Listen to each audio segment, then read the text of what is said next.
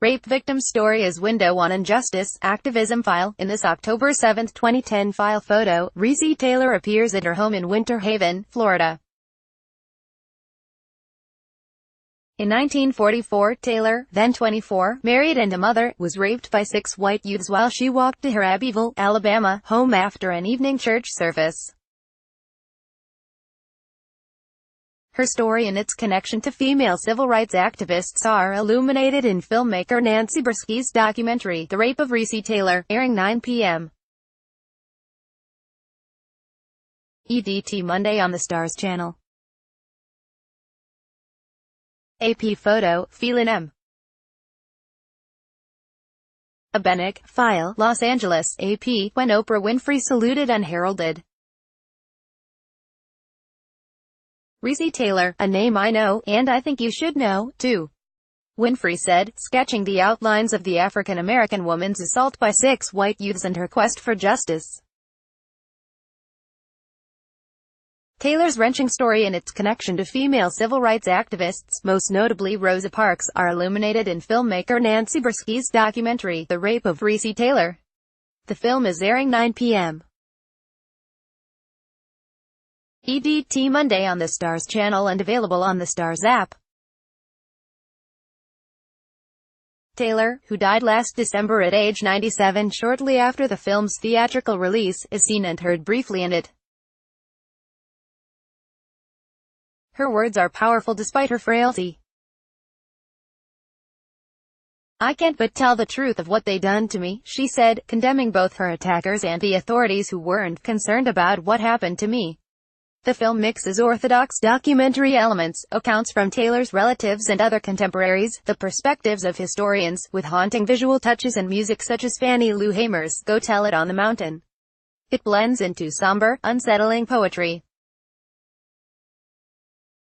There are clips from so-called race films, vintage movies made by African-American movie makers, including one in which a distraught woman flees from unseen danger.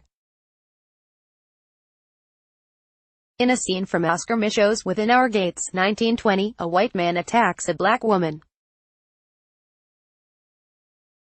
The movie excerpts help communicate very quickly that this didn't just happen to Reese Taylor, and help broaden one woman's ordeal to a much larger canvas about the peril black women faced, filmmaker Brisky said. In 1944, Taylor, then a 24-year-old married mother, was walking to her Abbeville, Alabama, home after an evening church service with 2 friends, an older woman and her son. Local whites out joyriding stopped them and, at gunpoint, demanded Taylor got in their car. They raped her repeatedly and, after forcing money into her hand, released her after she agreed to remain silent. She stumbled home, crying and upset, recalls her brother, Robert Corbett. Those young boys felt like they could do it and get away with it. They really felt like they could. They know nothing was going to happen to them. But Taylor fought back, recounting the assault to the local sheriff.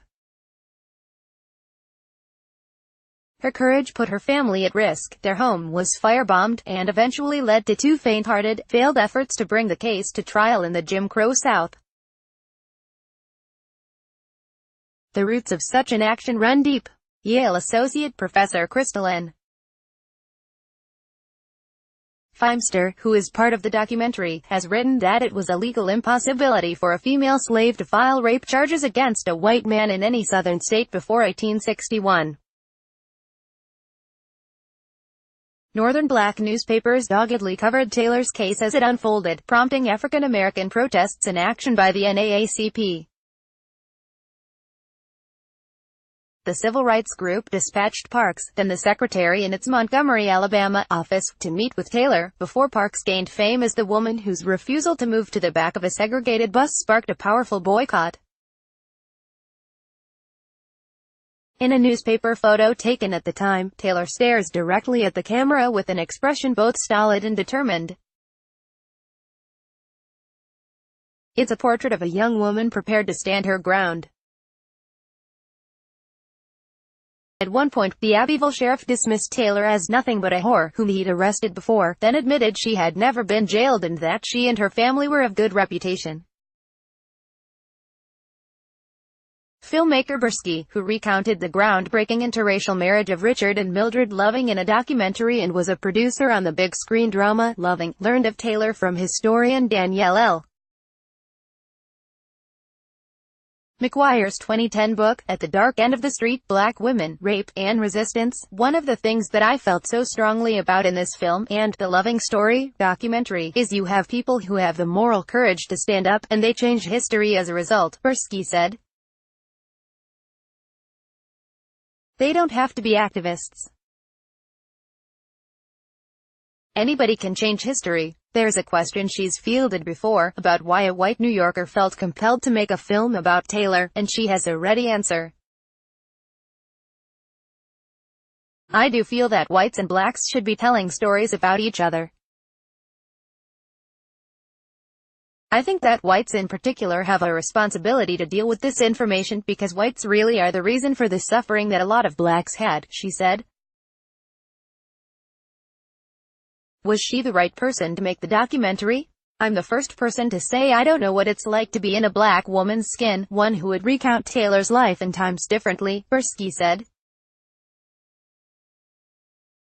But, she added, it's up to African-American filmmakers to make the rape of Recy Taylor the first in a volley of stories about her, not the last. Lynn Elber is a national television columnist for the Associated Press.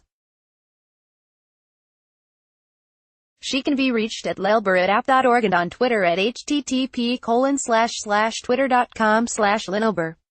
Copyright 2018 The Associated Press.